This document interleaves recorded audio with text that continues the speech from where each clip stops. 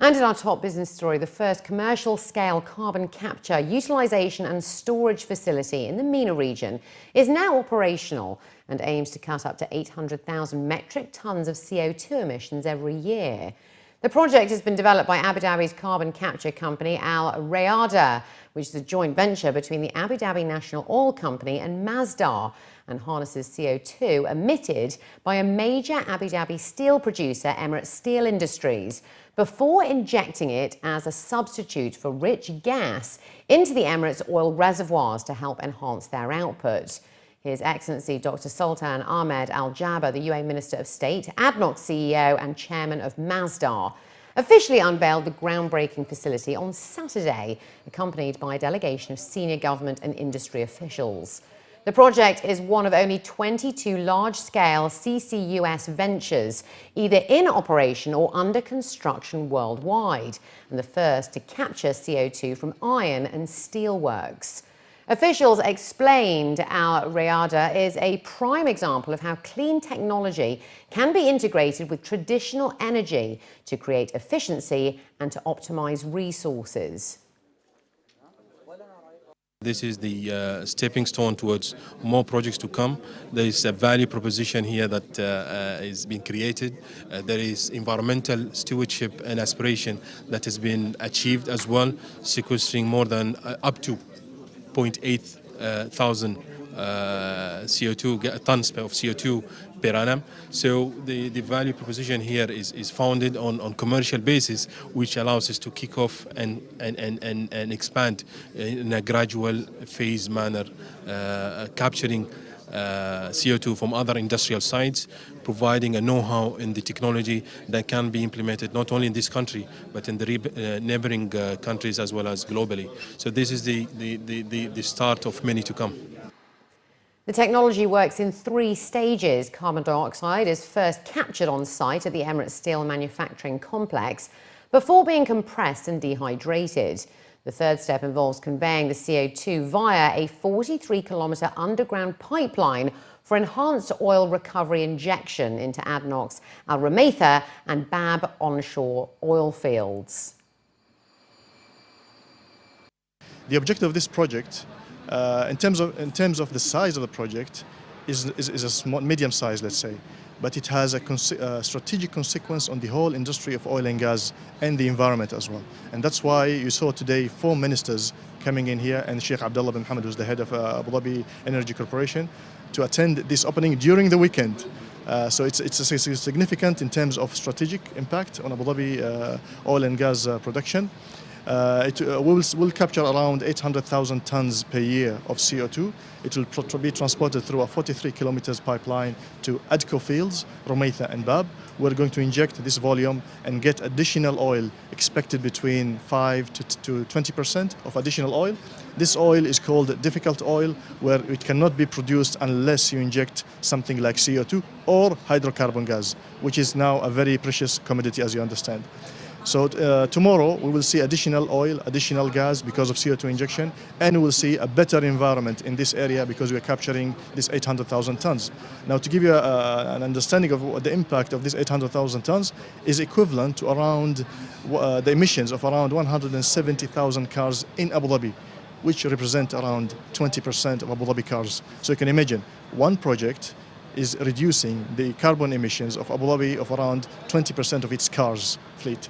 Tomorrow, hopefully, when we expand and make 5 or 4 projects, it's like we're having all electrical vehicles in Abu Dhabi, just to have a magnitude of this impact of this project.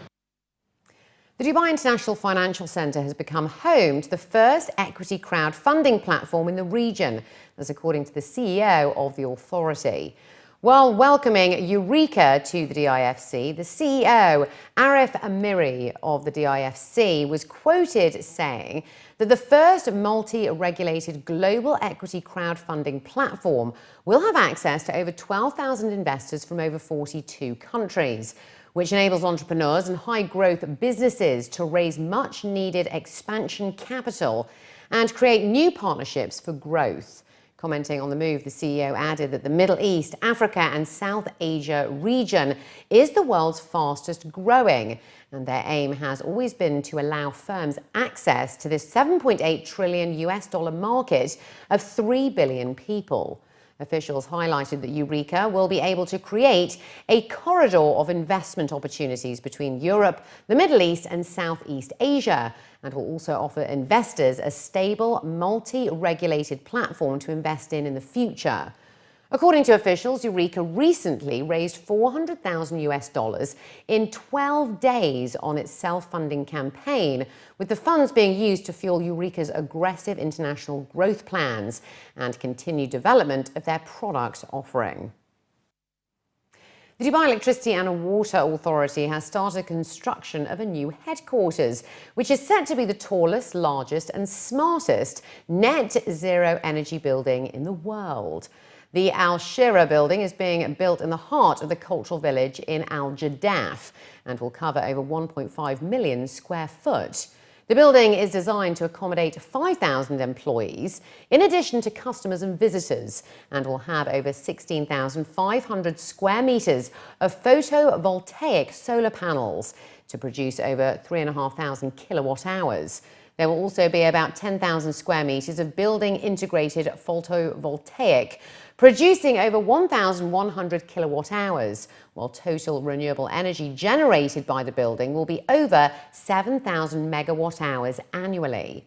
Al-Shera's design was inspired by the UAE's traditional houses, where enclosed spaces overlook an open courtyard where natural light during the day will stream through specific openings in a sail, giving sufficient light without the heat. The building will use the latest technologies, including the Internet of Things, big data and open data, as well as artificial intelligence.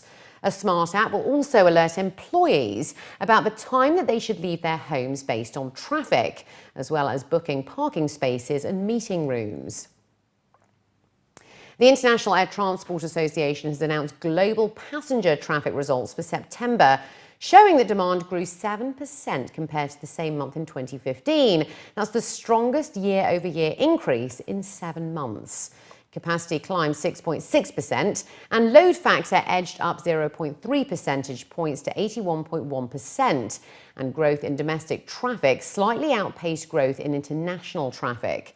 Middle Eastern carriers had an 11.5% rise in demand in September compared to a year ago, which was the largest increase among the regions. Capacity rose faster, however, up 13.8%, and load factor dropped 1.5 percentage points to 73.9%. European carriers saw September demand rise 5.2% over September 2015, while the Asia-Pacific Airlines traffic rose 8.6% for the period. Non-American airlines, North American Airlines experienced a 3.3% rise in demand. Latin American Airlines for September traffic rose 7.1%, and African Airlines posted an 8% rise. Domestic demand climbed 7.2% in September compared to last year, which was up from the 4.1% year-on-year growth recorded in August. India and China continued to experience double-digit annual traffic increases, while elsewhere results were mixed. All markets except for Australia registered all-time highs in September load factors.